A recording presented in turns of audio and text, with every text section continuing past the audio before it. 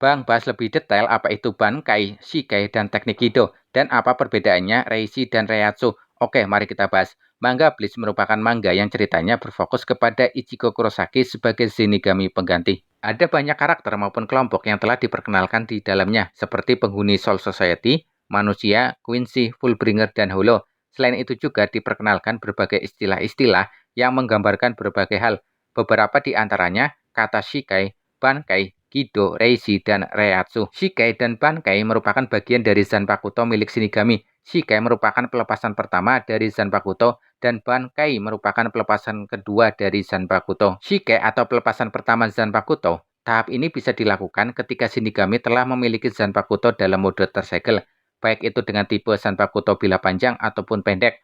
Menguasai tahap Shikai merupakan salah satu syarat Shinigami untuk bisa menjadi Fuku Taicho atau wakil kapten divisi Gote 13. Untuk bisa ke tahap ini, Shinigami harus mengetahui dan mempelajari nama Zanpakuto miliknya. Setiap Zanpakuto sudah memiliki nama, sehingga Shinigami harus benar-benar bisa berkomunikasi dengan roh atau jiwa Zanpakuto miliknya. Shinigami harus bisa berkomunikasi dengan jiwa Zanpakuto miliknya di dalam dunia batinnya.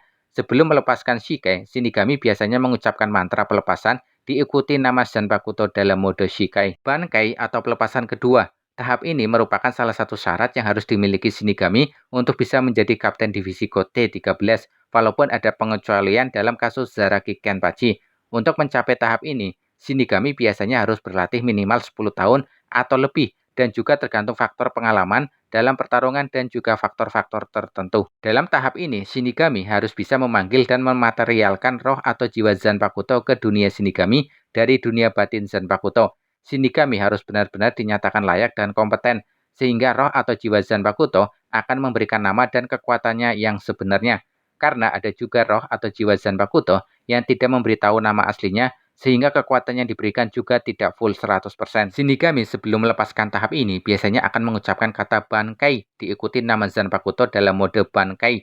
Antara tahap Shikai dan Bankai, sebuah Zanpakuto memiliki kemampuan yang terkait. Kido merupakan salah satu teknik bertarung Shinigami dengan mengucapkan mantra tertentu. Kido memiliki tingkatan mulai dari 1 sampai 99.